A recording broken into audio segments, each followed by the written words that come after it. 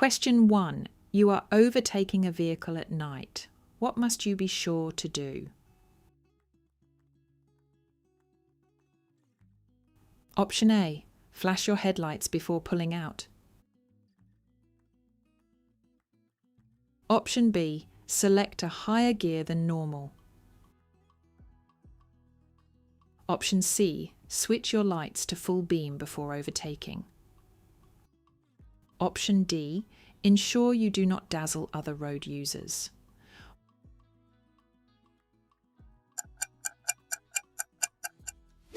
Option D is correct.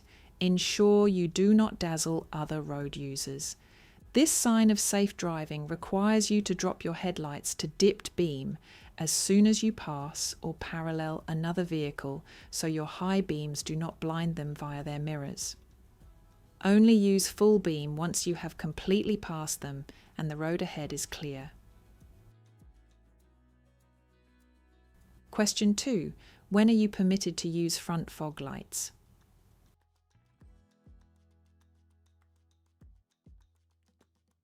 Option A. When visibility is seriously reduced to 100 metres, 328 feet or less.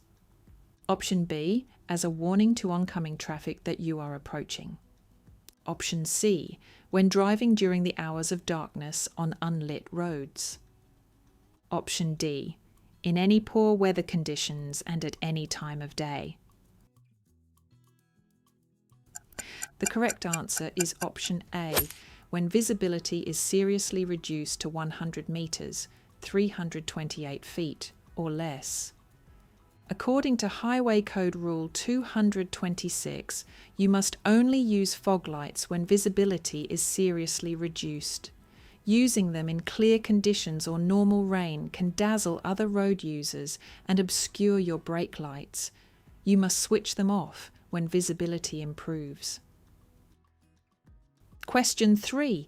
Excessive wear across the central area of a car tyre's tread indicates generally that the tyre has been option A. Underinflated. Option B. Driven with faulty shock absorbers. Option C. Overinflated. Option D. Out of alignment.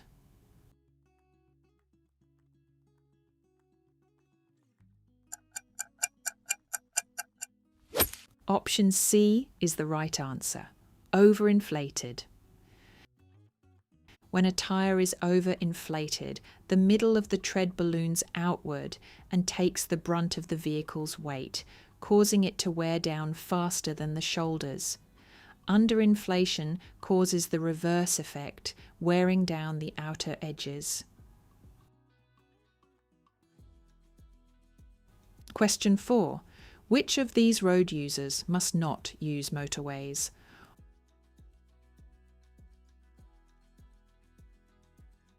Option A. Learner car drivers.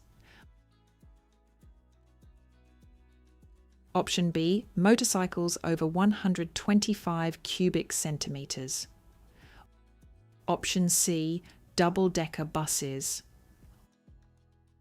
Option D. Vehicles towing trailers.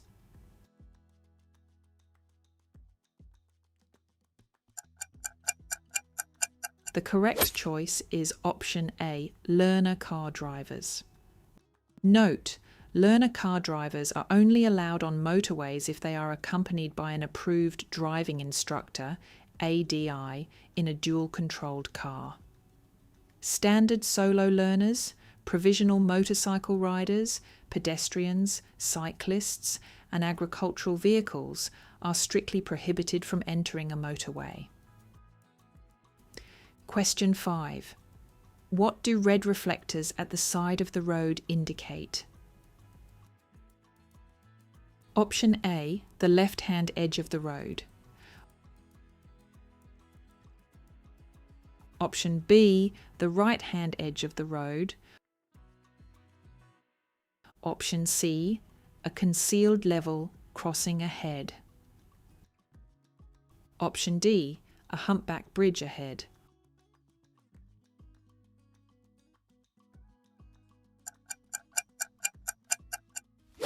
Option A is correct, the left-hand edge of the road.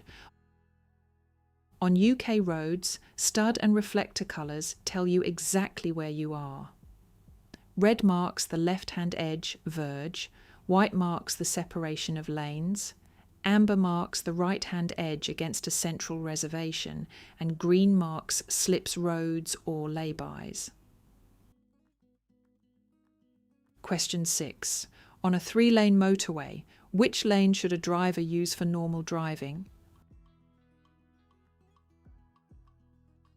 Option A, the right-hand lane. Option B, the left-hand lane. Option C, the middle lane. Option D, any lane, depending on vehicle speed.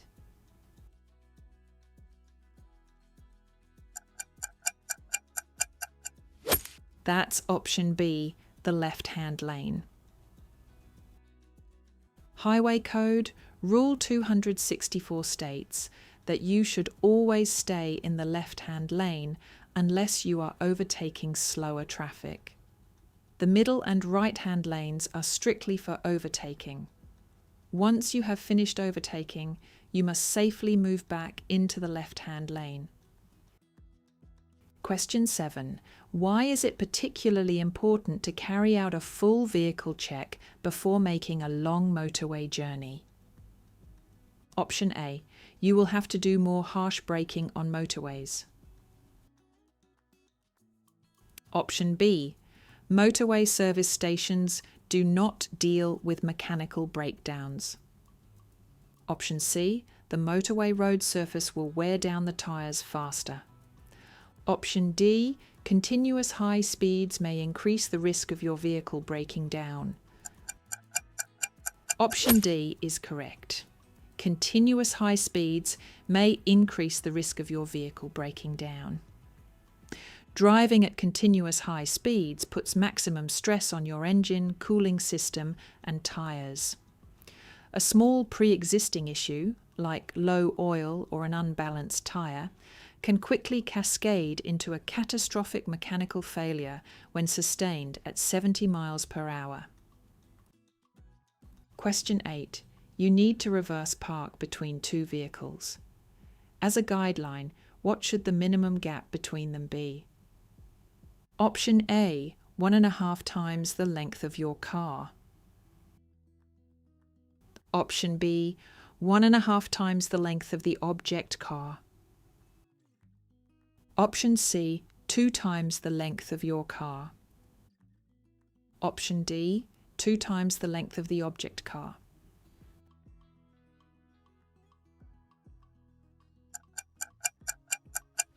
The correct answer here is option A, 1.5 times the length of your car. To safely execute a parallel park without risking a collision or clipping the curb, you require enough space to maneuver your vehicle's turning arc. 1.5 times your own car's length provides the safe minimum buffer needed.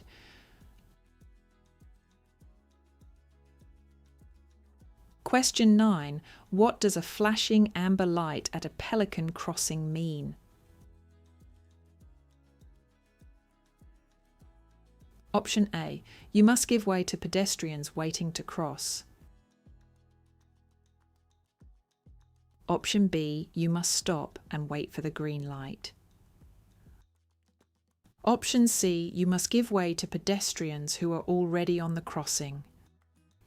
Option D. You may always proceed without stopping.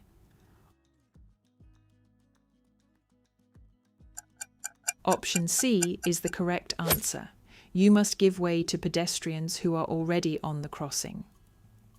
Unlike standard traffic lights, a pelican crossing features a flashing amber phase. This acts as a flexible rule. If the crossing is completely clear of pedestrians, you may proceed. However, if pedestrians are still on the crossing, they retain absolute priority and you must wait. Question 10.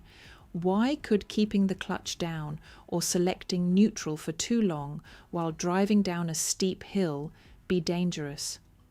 Option A, fuel consumption will be significantly higher. Option B, your vehicle will pick up speed quickly. Option C, it will cause severe damage to the engine. Option D, it will wear your tyres out more quickly.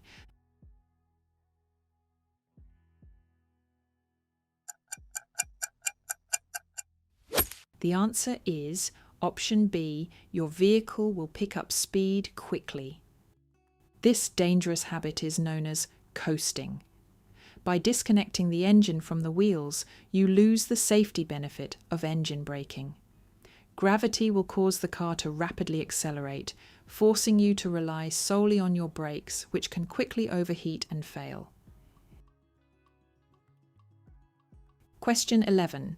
You are travelling at 50 miles per hour on a good dry road. What is your shortest overall stopping distance? Option A, 36 metres, 120 feet.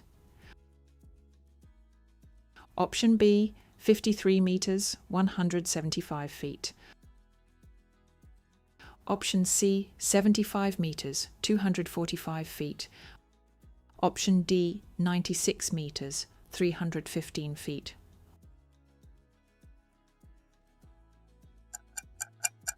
Option B is correct. 53 metres, 175 feet. Total stopping distance equals thinking distance plus braking distance. At 50 miles per hour, you travel 15 metres, 50 feet, before reacting, and it takes another 38 metres, 125 feet, for the brakes to bring the car to a halt, combining for a total minimum of 53 metres. Question 12. At traffic lights, what does a steady amber light on its own mean? Option A, prepare to go as soon as the light changes. Option B, go if the way ahead is entirely clear. Option C, go if there are no pedestrians currently crossing. Option D, stop at the stop line.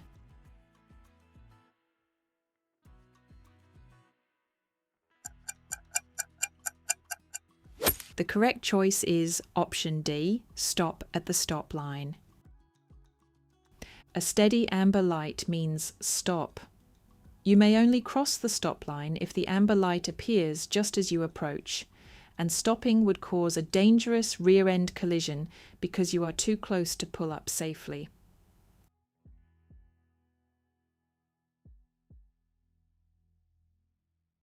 Question 13. What does the term blind spot mean for a driver?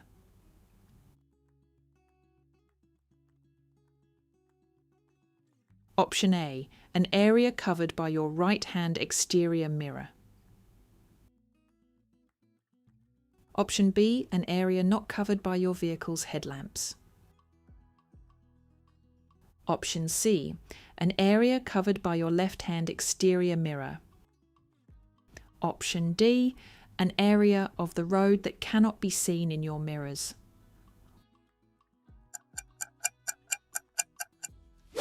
Option D is correct, an area of the road that cannot be seen in your mirrors. Every vehicle has blind spots, zones to the rear, left and rear right, that are completely hidden by the car's bodywork and missed by mirrors. You must physically look over your shoulder, a shoulder check, to verify these areas are clear before changing lanes or turning. Question 14. You are driving on a motorway and accidentally pass the exit you intended to take. What should you do? Option A, carefully reverse on the hard shoulder. Option B, carry on to the next available exit. Option C, carefully reverse in the left-hand lane.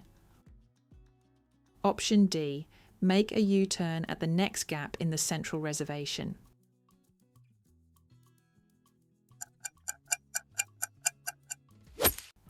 That's option B, carry on to the next available exit. It is strictly illegal and incredibly dangerous to reverse, make a U-turn, or drive against the flow of traffic on a motorway or its slip roads. If you miss your exit, you must stay calm, maintain your speed, continue to the next junction, and loop back. Question 15. When may you use your vehicle's hazard warning lights while moving? Option A. Instead of sounding the horn in a built-up area at night. Option B. On a motorway or dual carriageway to warn of a hazard ahead.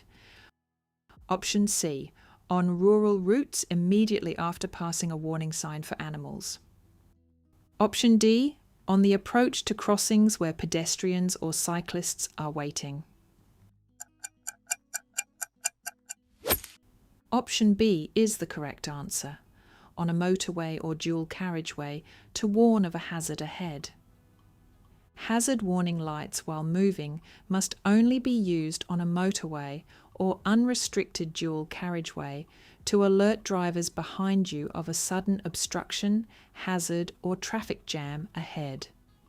Turn them off as soon as the traffic behind you has slowed down.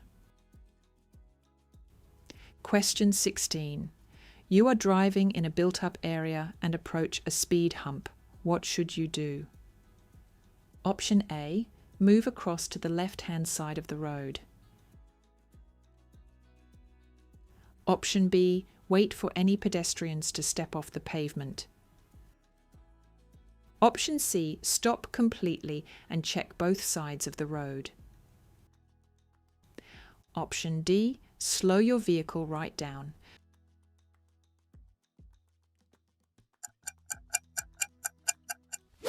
The correct answer is option D, slow your vehicle right down. Speed humps are traffic calming measures designed to protect residential zones. Straddling them at speed or weaving out of your lane can damage your vehicle's suspension, steering, and tyres, or cause you to lose control. Approach them smoothly at a reduced speed. Question 17. What does official driving advice state you should do if your journey makes you feel drowsy? Option A. Stop on the hard shoulder for a brief sleep. Option B. Speed up slightly to arrive at your destination sooner. Option C. Slow down significantly and let other drivers overtake. Option D. Open a window and pull over at the next service area.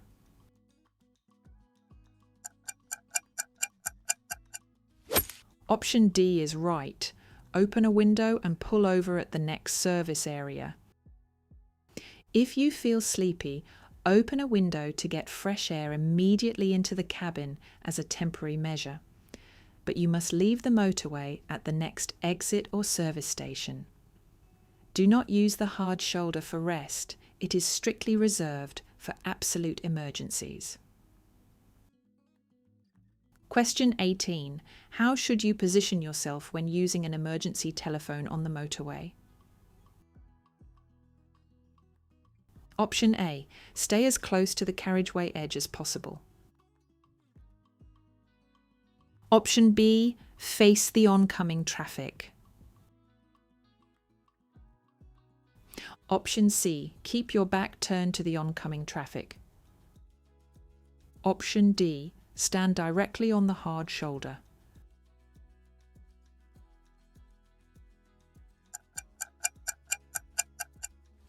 The correct choice is option B. Face the oncoming traffic. When using a motorway roadside emergency telephone, you should stand behind the crash barrier and face the oncoming traffic. This positioning allows you to see any vehicles veering toward the hard shoulder, so you can take quick evasive action if necessary. Question 19. What does a yellow sign showing children walking displayed on the rear of a bus indicate? Option A, the vehicle has broken down and requires assistance. Option B, the vehicle is a school bus or carrying children. Option C, an ice cream van operating in a residential area. Option D, a private ambulance responding to a non-emergency call.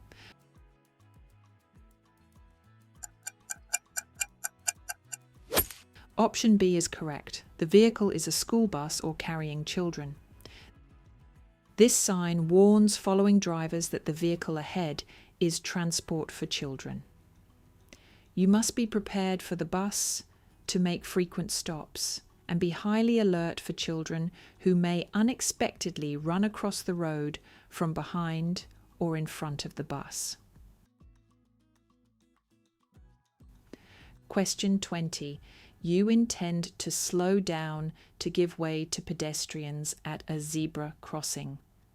Why could an arm signal be useful?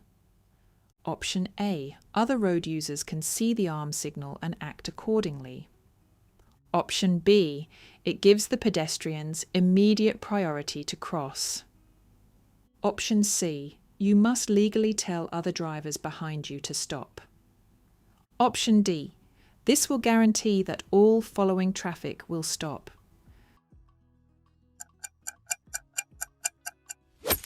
The correct answer here is option A. Other road users can see the arm signal and act accordingly. While your brake lights tell drivers you are stopping, a clear arm signal, moving your right arm up and down, provides extra visual confirmation to traffic behind you or high-riding vehicles like lorries that you are slowing down for a hazard or crossing. How many did you get correct before the answers were explained? Share your score in the comments and let us know which questions you found the most challenging.